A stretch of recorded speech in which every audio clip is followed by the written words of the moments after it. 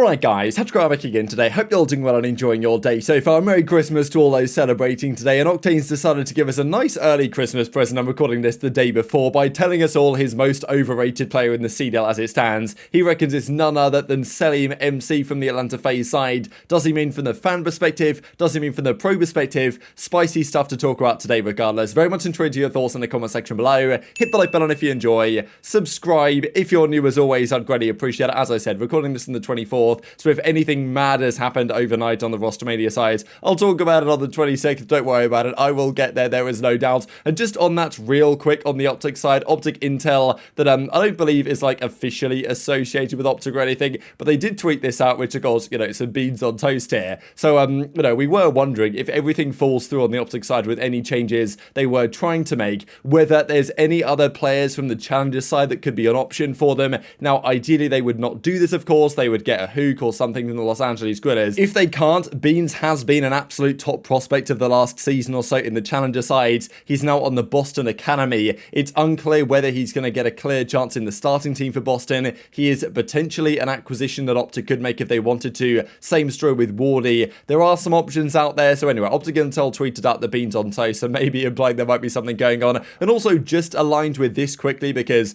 there was a clip that came up from Hitch's stream a couple of days ago where he talked about, I think he was really just joking around here about Joey, who runs the OpTic update account, but he was basically joking around and saying that OpTic Intel is greater than OpTic updates. So I was like, okay, maybe if there's anything that comes out in terms of leaks from these accounts over the coming days, then maybe he's trying to imply that OpTic Intel have more accurate information than the official OpTic update account. Probably he's just joking around, but I thought I'd mention it regardless because it just aligns quite nicely here with this tweet from OpTic Beans, which you know, more than likely won't occur, but we shall see what happens over the coming days. Of course, this is Boston Beans, known for quite some time as the EU Dashy, so it would be quite the turn of events if Dashy goes and the EU Dashy, the fat Dashy as some might know him, comes in instead. And just one quick thing on that from the tackle mechanic, I thought was kind of funny here with Hicksy kind of knocking off the icicles, and I mean, yeah, clearly there's some serious deeper meaning involved here. But let's talk about the Cellium stuff then, because we discussed a couple of days ago that Standy said that, or at least implied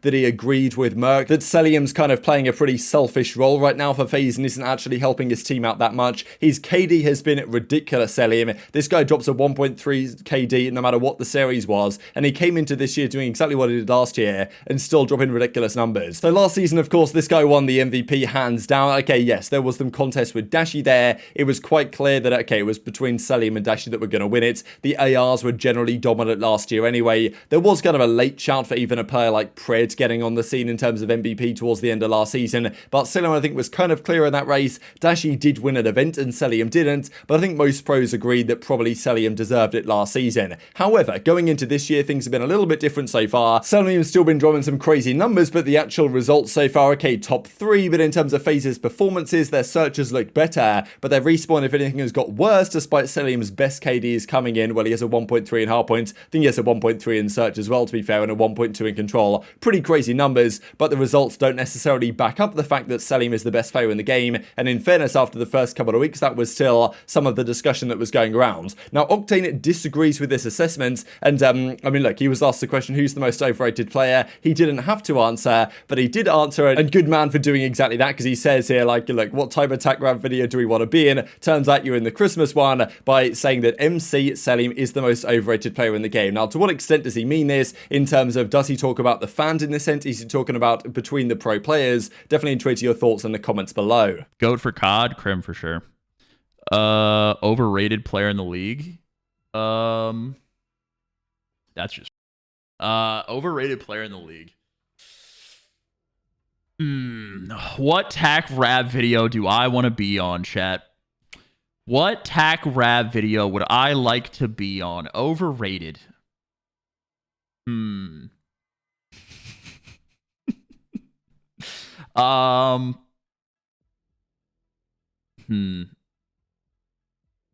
have the name in my head. I do. I do have the name in my head. But do I say it? I think it's MC. It's MC. All right.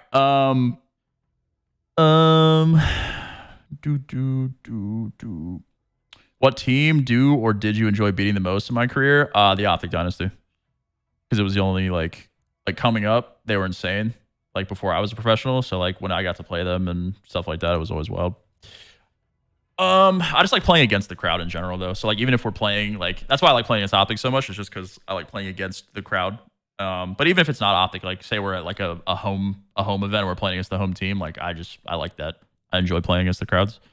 So Octane reckons like he had one name that came into his head quite quickly that was Cellium MC of the Atlanta FaZe being the most overrated player in the game as it stands. Now, does he mean from a fan perspective? Because the fans, I think Cellium is very good and for very good reason, but there has been a narrative forming, and I think understandably over the last couple of months about whether Cellium's kills are actually as impactful as they could be. And, you know, kind of it feels like Cellium got to that point where maybe he was getting slightly overrated, and now it's pulled back a little bit and the fans realize, you know what, Cellium's great, but in terms of pure ability, but is he as impactful as maybe some have thought he was over the last year or so? Maybe not. Now, I don't know why this isn't loading, but we'll have a look at his results regardless over the last couple of seasons. These are Cellium's results, of course, in terms of Cold War, which was dominant from start to finish, and Vanguard, where they failed to win anything and came second at most events, couple of thirds dotted in there. It's, of course, second at the World Championship as well, and our third at the first event of this season. So maybe Octane's talking about from the pros perspective and from what's said on the flank and the like about in terms of who's actually overrated here, right? Is Cellium overrated? Because, you know, on the flank a lot of the times they're talking about, okay, Cellium is throwing again, got a 1.3, this guy's MVP, best player on his team, all this type of stuff.